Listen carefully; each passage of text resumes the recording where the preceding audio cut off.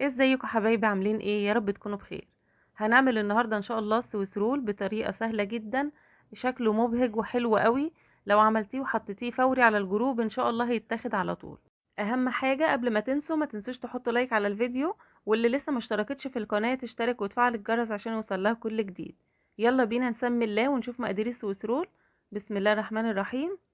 هحط في بولة العجان 4 بيضات، عليهم تلت كوباية مية، وغطا فانيليا سايلة او كيس جرينز او اي نوع فانيليا بتستخدميه. السايلة حلوة جدا واحلى كمان من الازايز السايبة. بجيب اللتر الكمينة، بيكون مركز وحلو جدا. بحط معلقة محسن جل صغيرة، وهنحط 350 جرام بس دقيق سبونج. انا في التورت بنحط 375 جرام لل4 بيضات، لكن في السويس رول مش عايزين نكتر الدقيق علشان ما ينشفش معانا ويتكسر واحنا بنلف.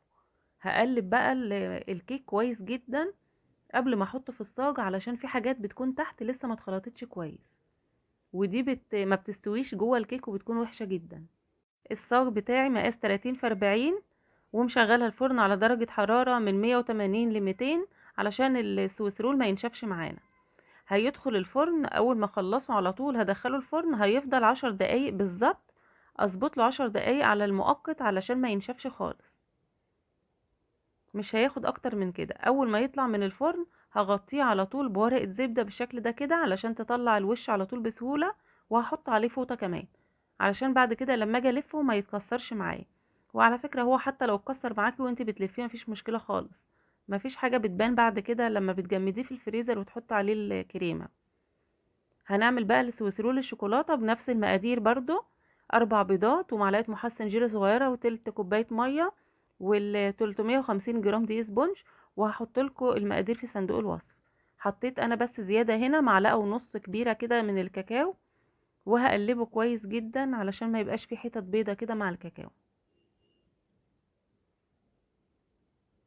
ما بقلبش جامد يا جماعة، انا مسرعة الفيديو عشان لو قلبت جامد الخليط بتاعك هيهبط ومش هيبقى حلو.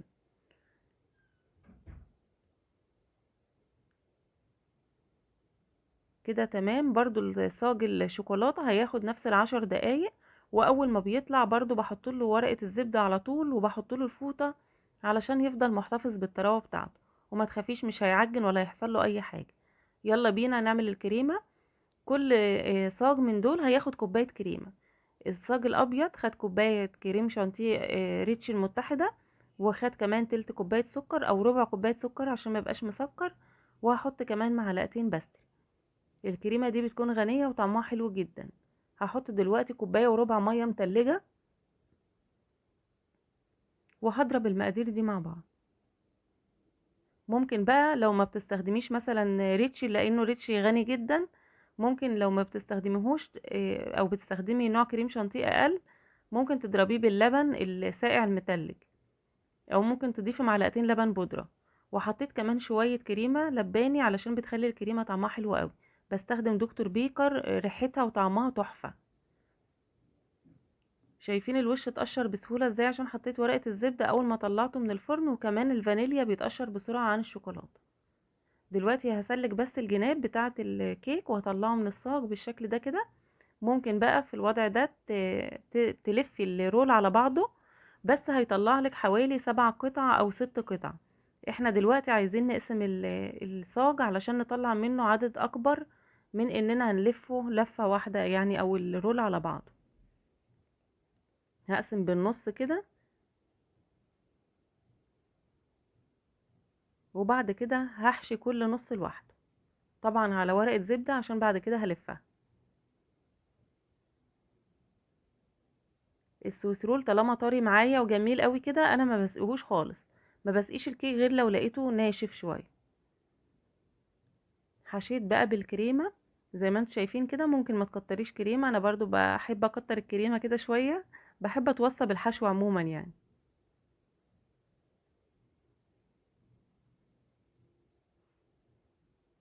عايزة بقى تضيفي صوصات، عايزة تضيفي اي حشوات، تحطي مانجا مثلا.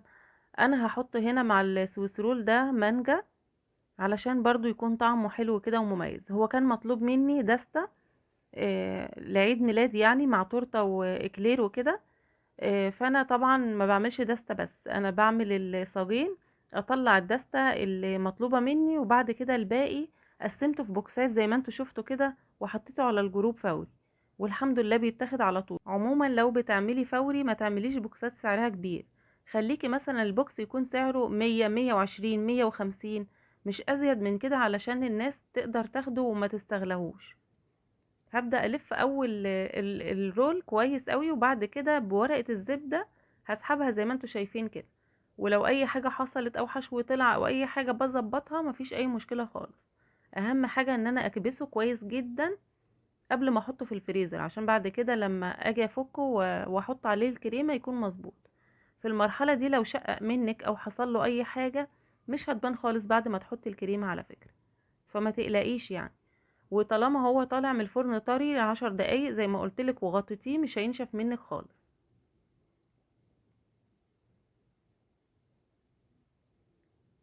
كمان مش لازم تسيبيه وقت كتير، يعني ممكن اول ما يبرد كده، لو انت يعني بتخافي ان هو يتكسر منك، اول ما يبرد على طول ابدأي حطي الكريمة ولفيه، مش هيتكسر ولا يشقق ولا يحصل له اي حاجة. النص ده حطيت له بقى الكراميل مع المكسرات، انا حبيت ان انا اشكل كده علشان يكون كل قطعة بطعم مختلف.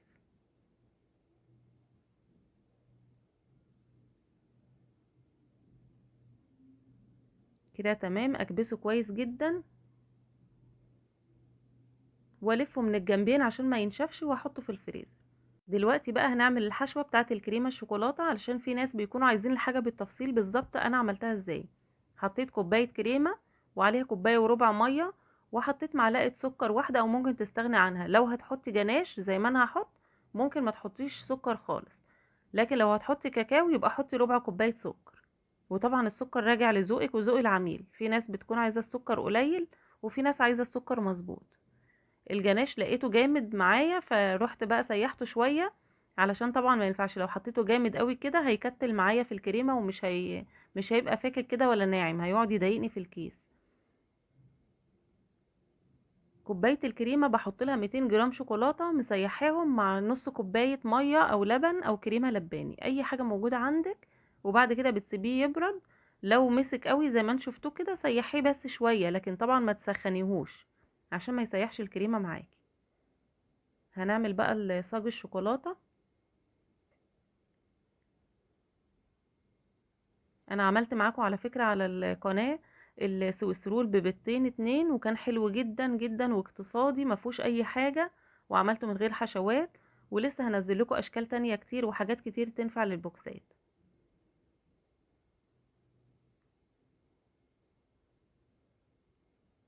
هحشي بقى بالكريمة بتاعتي، واحط مثلا مربى حليب، او احط نوتيلا، او احط اي حاجة بقى انا عايزة احطها في الحشو، وممكن تسيبيه سادة خالص مفيش اي مشكلة. انا خلصتهم كلهم بنفس الطريقة كده، وسبتهم في الفريزر بقى من بالليل لحد تاني يوم. ممكن تسيبيه ساعتين بس يعني علشان يتماسك، بس تقدري تتعاملي معاه بسهولة.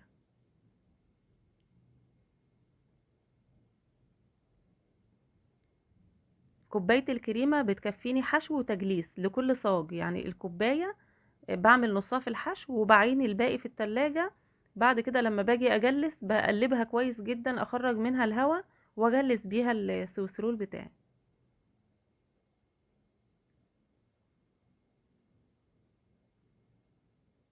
ما بحطش طبقة كبيرة، بفرد بقى بالاسباتولا، وبعد كده بسويها كويس جدا بورقة فاكيوم زي ما انتم شايفين كده، او ورقة زبدة، او افضلي بقى سوي فيها بالاسباتولا لحد ما تتظبط معاكي، مفيش مشكلة.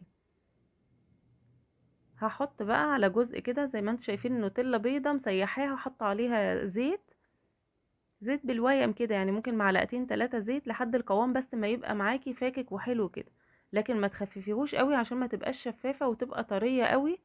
مش هتمسك ساعتها، يعني هتلاقيها مش راضية تنشف على السويسرول كده ومش حلوة خالص. هحط بقى دلوقتي مربى حليب، ممكن تحطي بقى الخطوط دي من الشوكولاتة مثلا، او الكراميل اللي هو التاني اللي هو الغامق شوية ده، او ممكن تسيبيها سادة، يعني ممكن تسيبيها سادة وتحطي عليها شوكولاتة اللي هي بديل الرافايلو مثلا، بتكون حلوة جدا. الجزء ده هحط عليه مربى حليب، انا مخففاه بميه، مش ميه كتير، يعني بحط شويه ميه وبعد كده بسيحه في الميكروويف او على حمام ميه. وبعد كده بشوف القوام بتاعه، يعني لو محتاج شويه ميه علشان ينزل معايا كده يدي شكل مظبوط بزود شويه ميه، لو لا يبقى خلاص كده تمام.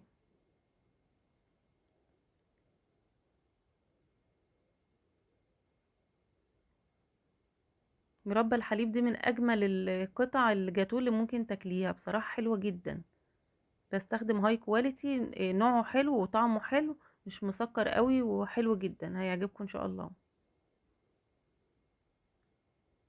حطيت برضو خطوط هنا كده. اهم حاجة ان انا بقى لو هسحب الخطوط دي بسحبها على طول قبل ما تسقع، لان السويس رول تحت ساقع من الفريزر، فممكن على طول يسقع معايا الصوصات اللي فوق دي. فلو هتعملي خطوط اشتغلي على طول قبل ما تجمد معاكي.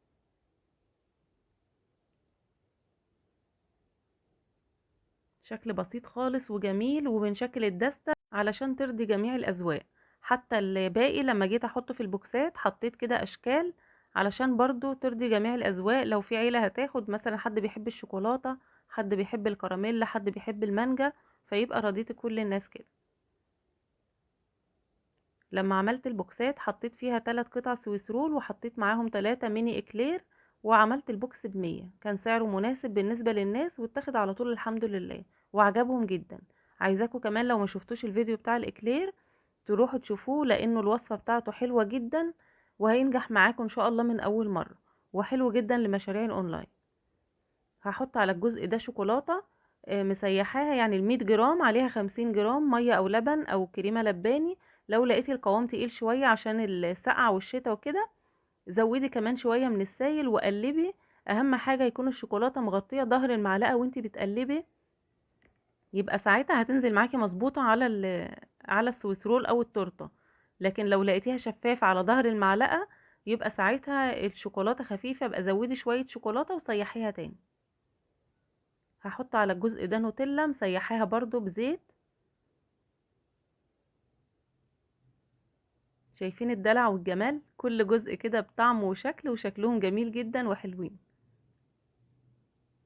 هو بصراحة متعب في عمايله، يعني انا مثلا اعمل تورته بس ما اعملش السويس رول، لكن انا عشان اصور لكم على القناة بقبل الاوردرات بتاعت السويس رول كلها. هحط على ده كده خطوط بالطول وبالعرض. شايفين شكله تحفة ازاي، شيك جدا. انا بصراحة ما حطيتش عليهم حاجة من فوق، يعني ممكن تحطي بقى روزيتات او تحطي كريز او تحطي كريسبي، تحطي اي حاجة، بس انا بصراحة لقيتهم شيك جدا وشكلهم حلو فما حطيتش عليهم اي حاجة. بقطع على طول برضو وهو متلج كده على طول، يعني اول ما اخلص التجليس او الصب بتاع الشوكولاتات والصوصات عليه، بقطع على طول قبل ما يطرى علشان يتقطع معايا بسهولة. كل قطعة من دول هتطلع معايا 6 قطع، يعني كل نص صاج زي ما انتم شايفين كده هيطلع 6 قطع سويس رول.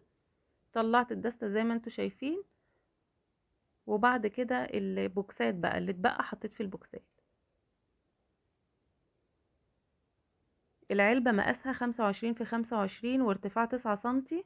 دستة السويس رول طلعت ب250 جنيه، والبوكسات طلعت كل بوكس على 100 جنيه. وطبعا اتبقى 3 قطع الولاد كلوهم بألف هنا.